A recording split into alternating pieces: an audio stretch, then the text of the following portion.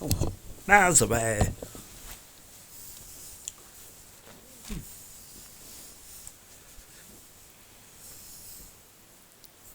You're possessed. And there is no exorcist that can help you out of it. No exorcist other than God. Other than freedom. Freedom will unpossess you. Gee, that sounds cuckoo, Dave. Is it? Is it? Everything that you pay for and everything that you think you own, what's it called? It's called a possession. You are possessed by everything that you pay for and own and think that you own. It owns you. You're possessed. It possesses you. Never looked at it like that before, have you? You're possessed by your phone. You're possessed by your car. You're possessed by your job. You're possessed by your home that you think that you can own, that you're never going to own because the land that it's on was here before you and it'll be here after you die.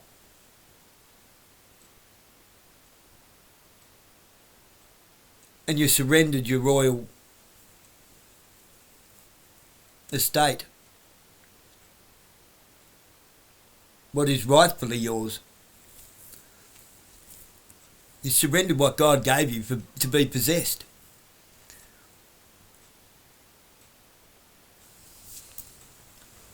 Why? How? Who? What? When? Where? Why? Who? How?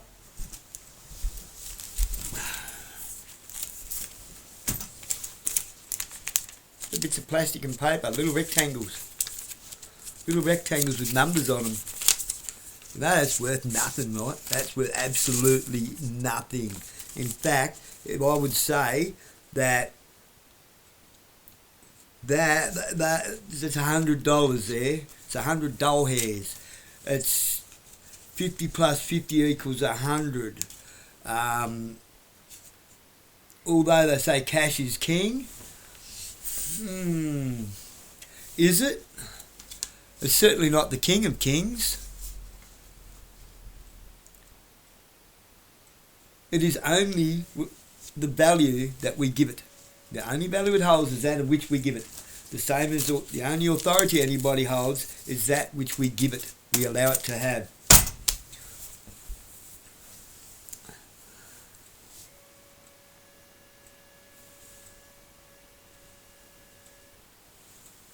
Now, what is worth a shitload more than a day's wages? A day's work. Nobody's paid what they're worth. What you can get done in a day that you pay somebody else to do will cost you more than you get paid to do it. Have you ever thought about that? For 8 hours work of plumbing,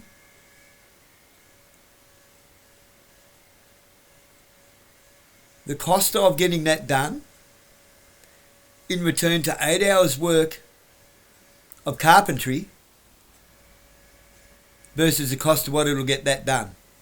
What you can accomplish in 8 hours as a carpenter, working together with a plumber to build a home without exchanging any money whatsoever.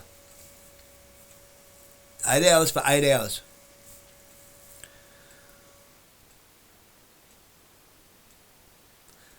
To pay for that 8 hours work will take you 2 days' wages in another job.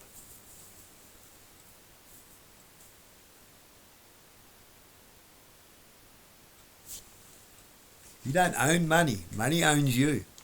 You're addicted to it. It's a drug. Is money evil, per se? No. So long as it is an agreed upon exchange of value that two people are happy to exchange. Where have we been railroaded? Do you think $10 for a few oranges that are crap is an agreed upon exchange of value? Do you know anybody that is happy with the amount of money they spend to go grocery shopping? No. Then obviously it's not an agreed upon exchange of value. It's theft. It's It's robbery at the register by another name. Everything you think you own possesses you. You are possessed by everything that you can hold. Everything that you hold that you don't need, you're possessed by. Your car payments, your mortgage payments, your shiny new motorbike. Everything that costs you money to use every time you use it. Your car. Now, if you have a pasture, if you had your royal estate, your bar of gold, which you don't get the bar of gold, by the way. It's not like you get a bar of gold. That bar of gold goes into an estate. That bar of gold is held in an estate for you to use wisely, to live off of, to set yourself up, to invest into yourself, into your toil, your work, to invest into your 3 acres of land to set your family up and support your family for 3 generations, on and on and on and on. You know, the royal estate that is attached to your birth certificate, the receipt of sale of your soul, your sovereign rights, that you only have a copy of. What do you think? The government keeps the original. Because it's not, they don't even have it. Okay, they don't even have it. It's in the stock exchange.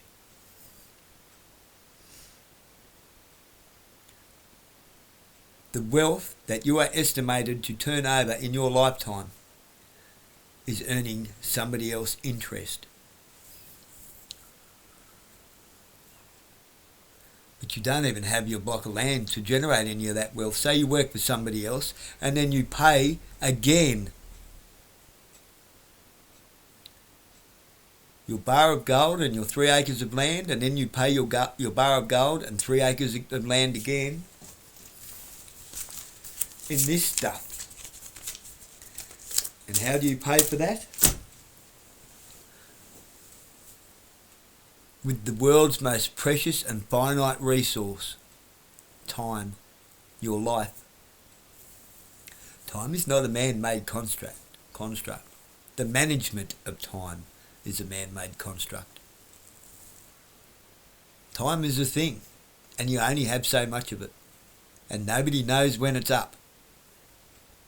In 1 year, in 5 years, in 50 years, in 99 years. You are the horse with the carrot dangled in front of it, chasing it as if you're going to catch it. No matter how hard you run, you ain't catching that bloody carrot.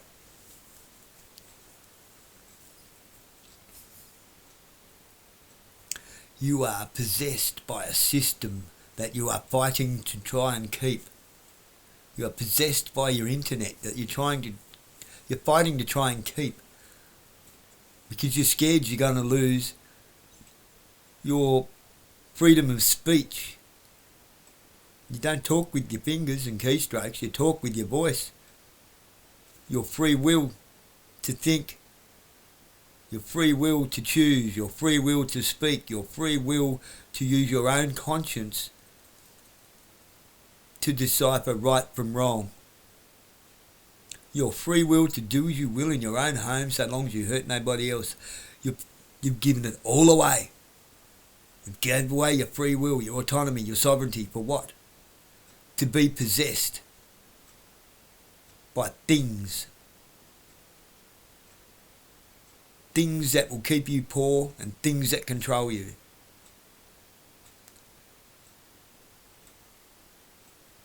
What's that? You're not a slave? Keep telling yourself that.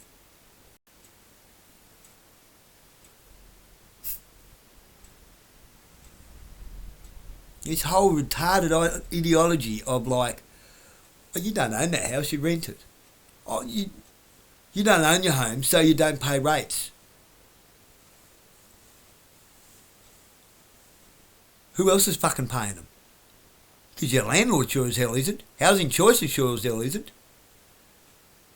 Homes Tasmania, Homes Victoria, Homes Queensland. None of them are paying your rates. They're profiting off your rent and using your rent to pay rates. You're paying somebody else's rates that you already paid for with your royal estate.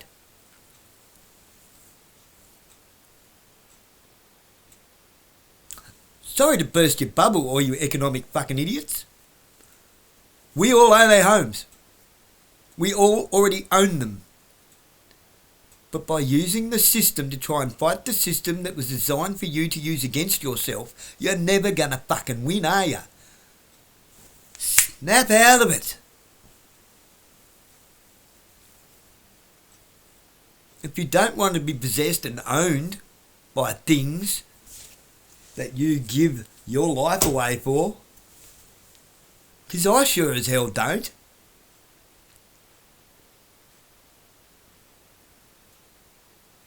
I can walk into the bush and live quite fine without any of this shit. Do I give up my creature comforts? Yeah. Know what else I give up? Stress, worry, legislations, control mechanisms, everything that damages me, everything that thinks it owns me, everything that is used against me. I give it all up, walk away from it. You don't need much to live in the bush.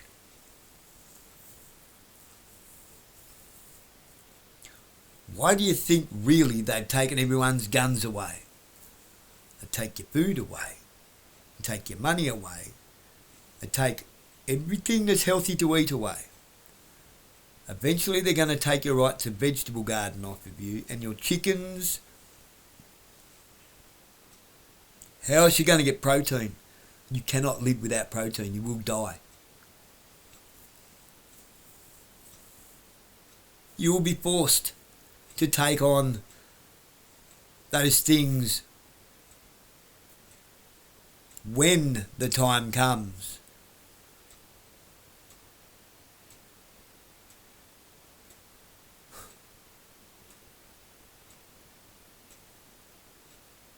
It doesn't have to. Not yet. By fighting it, you're engaging with it. By engaging with it, you're complying to the plan, to the system. The invisible, non-tangible, non-sense that you can't hold, can't smell it, can't see it, can't hear it, can't touch it. Just an ideology, it's just a system, it's nothing. It's a control mechanism that you perceive to be a real thing.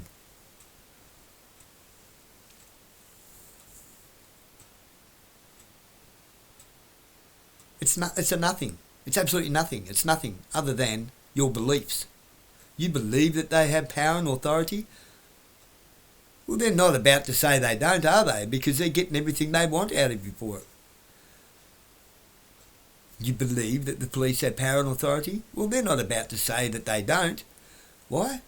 Because that's putting food on their table in an unrighteous way, but it's putting food on their table and it's stroking their ego. If they keep getting their ego stroked for them and their existence justified for them by the very people that they're kicking in the guts, then they look in the mirror and feel justified.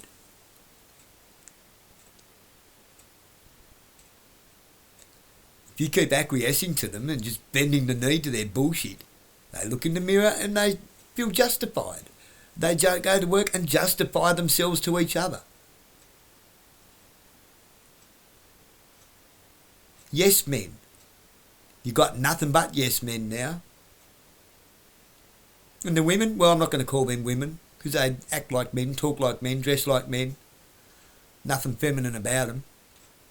You filthy cretins. They don't have to be.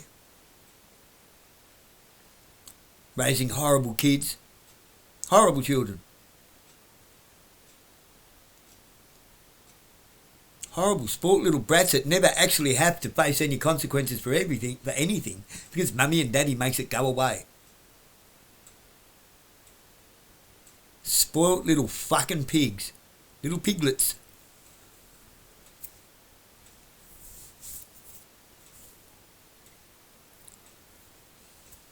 You can try to teach them, but in more ways than one it is true that there's no point casting pearl before swine.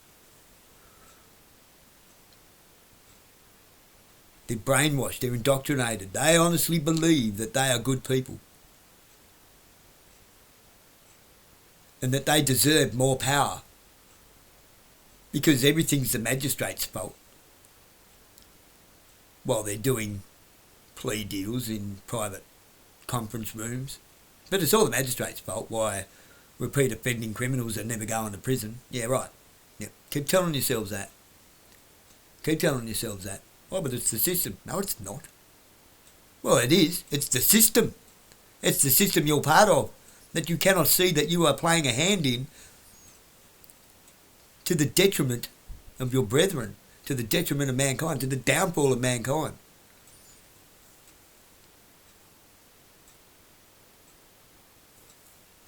Did you know that the exclusive brethrens,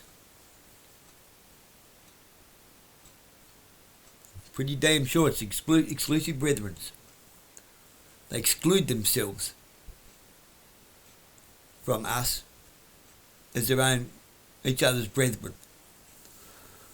I used to work for one, way back in the Wayback Machine, who said to me when mobile phones were a fairly new thing, I wasn't allowed to eat with him unless I was a member of his church, and I was not allowed to bring my phone onto the premises. It was a panel beater called Alistair Harris, one of the brothers of Harris Bodyworks from Sprayton. That the internet and mobile phones bring about the fall of mankind, and fucking wasn't he right? Excuse the F-bomb. I needed that emphasis word in there. The internet and mobile phones bring about the fall of mankind, and my have we fallen.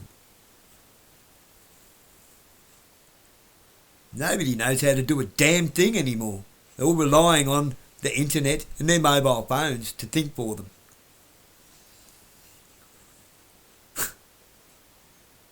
Possessed by it. It owns you now.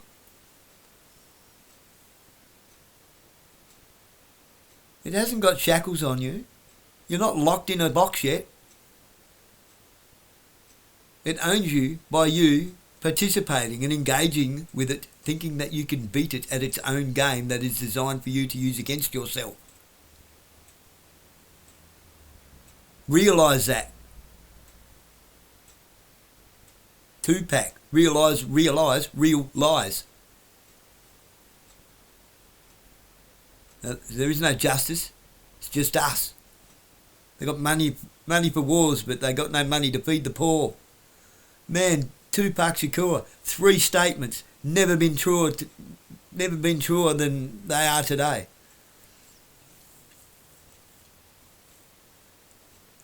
The reason that they unalived him, he had a big following of people that were waking up. Same as Bob Marley. Every time someone comes along that's waking people up, they just, oh, something tragic happened to that person. Prince, Michael Jackson, who was about to spill the beans big time. We are the world, we are the children, we are the ones who make a better day. So let's start giving. There's a choice we're making, and we're saving our own lives. It's true, we make a brighter day, just you and me.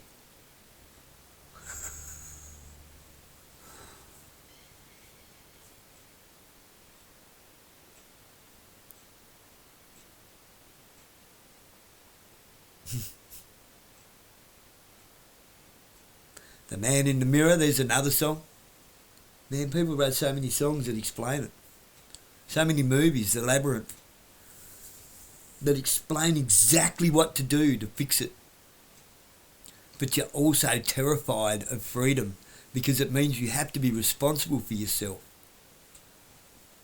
It means that there actually are consequences for your transgressions.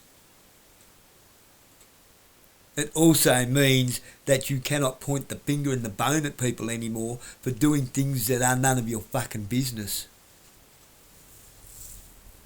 So long as they hurt no one else. Do what you like in your own home. I couldn't care less.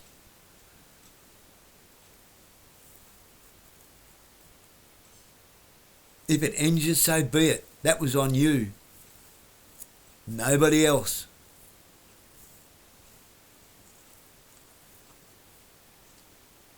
When somebody goes to prison for a handful of misdemeanors and a couple of poor choices, and then comes out bad, whose fault is that? Because they all do. They all come out a little bit worse. People used to learn a lesson in prison. Now they learn a trade. Ooh.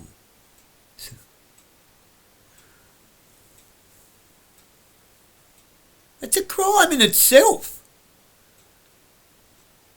Locking people away who made some poor choices, away with murderers, hardened criminals, who have lived their entire life as jailbirds, who are now indoctrinated and institutionalised into the revolving door of they're broken. To the point of hate. They hate the people that lock them up but can't see why they're locked up. And all they do is recruit more people to be like them. You are the people that you hang around with. Show me your friends, I'll show you your future. All these statements are true. They're exactly spot on. I have surrounded myself with many different types of people in my life. Criminals, like real criminals, millionaires. I've been from one end of the scale to the other.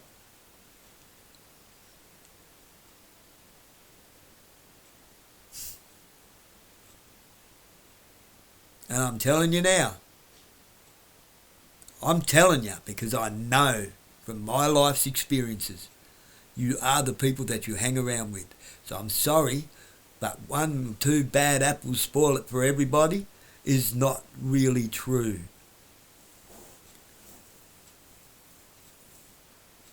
The smashed window effect is a load of shit because the repaired window effect doesn't work. I've been trying that I've been putting that to the test for the last 6 years, going on 7 years. And I still cannot encourage people to make a nice front yard around me. Everyone's just got weeds to the windows. So the repaired window effect doesn't work. The smashed window effect is debunked.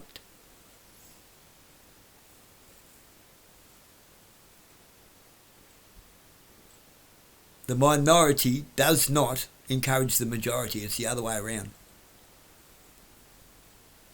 A bunch of smashed windows leaves it, oh look, those windows sitting there by themselves look lonely. May as well smash the last couple. Fixing one will only get that one smashed back out again. It's a load of shit.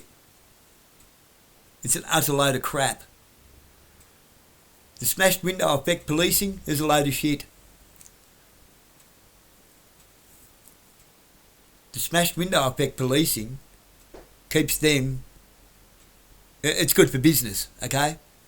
It's good for their business. That's all. One window gets smashed out. If you don't fix it, they all get smashed out. No, actually. One window smashed out just encourages it to get fixed. Because it stands out. But the smashed windows that remain, and a majority of windows smashed out, stand out.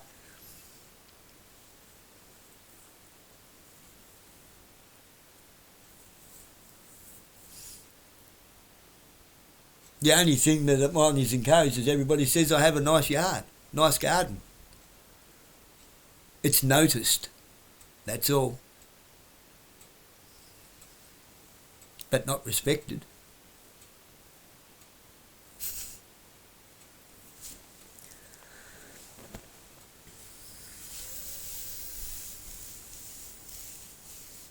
Why do I have a nice garden? And trying to improve the standards of everybody's home that we all come home to make it a nice community, something appealing to the eyes that is God's work and our toil, something that costs nothing. That costs nothing to do. A little bit of petrol for your lawnmower, a little bit of digging, a little bit of planting. It's all it takes.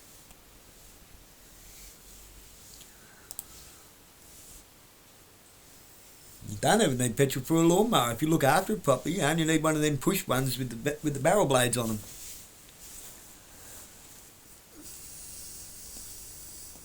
But that car that you're grinding to pay off because, like, you know, it's worth $5,000, but you're paying $25,000 for, and it's going to cost you $35,000 with interest that you'll be lucky to get $10,000 back on. I mean, seriously.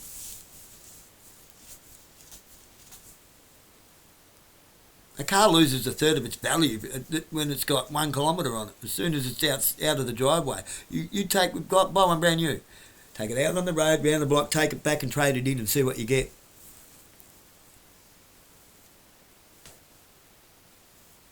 Not even a kilometre on it. You're not going to get your money back, but you can trade it in at a loss. It's a system designed to keep you poor. The transfer of wealth. You're a slave to it. It owns you. You're possessed.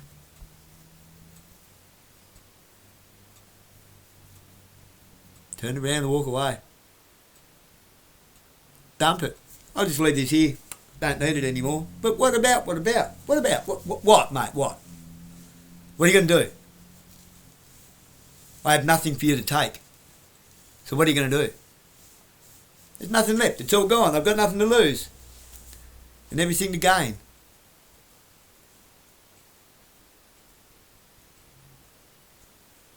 The only thing you have to lose is everything you don't want.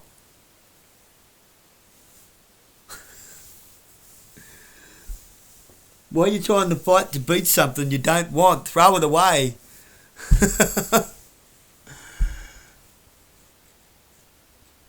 Why are you trying to beat something you don't want? Why are you trying to beat... It's unfathomable to anybody that looks at life in a simplistic way of common sense of like, why are you fighting to keep the internet when it's the very thing that's enslaving you and it's full of shit? Nothing's real anymore. It's all AI bullshit. It's a simulation of It's a simulation of a pretend life that doesn't even exist with your TikToks. And you look at me, I'm doing so well. And then you turn the camera off and sit there and sulk about how lonely you are because, like, the only friends you have are people you never met that give you thumbs up because you got nice tits. How fucking shallow. How vain. Vanity. It's another one of the 7 deadly sins. Your vanity is making you lonely. Your greed is making you lonely. All of those things are disconnecting us and making us lonely. Gluttony, sloth, greed, hate, vanity.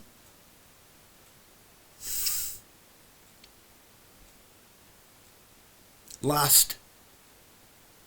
You had a family and you lost it through lust. Lusting after somebody else's vanity. She shakes her booty, you go chasing it. It was her vanity. She was shaking a vanity at you. She was shaking her deceptions at you. And you went chasing it with lust, and now you have no family. And now you're lonely.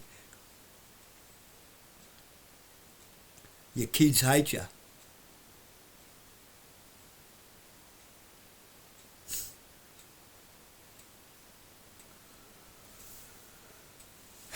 And the problem is it goes on and on, because now your kids hate you, and they're in the middle of one of the 7 deadly sins, aren't they, you know? You've taught them how to hate. But you can walk away from it all. There is hope. The hope is the strategy. The strategy isn't hope, but hope is the strategy. You can wish and hope in one hand, shit in the other, and see which one fills up. I say that all the time. Hope isn't a strategy. The strategy is hope. Give yourself hope with a strategy. Use a strategy. A simple one. Walk away. Pick up your shovel and dig the hole for yourself. Stop praying for somebody else to dig it. You can pray for God to dig your hole. He's not going to dig it. Leaning on your shovel. Dig the hole yourself. Plant the tree. Or dig the hole and jump in it. We all seem pretty good at doing that, don't we? Digging our own hole. But you don't dig a hole to grow anything.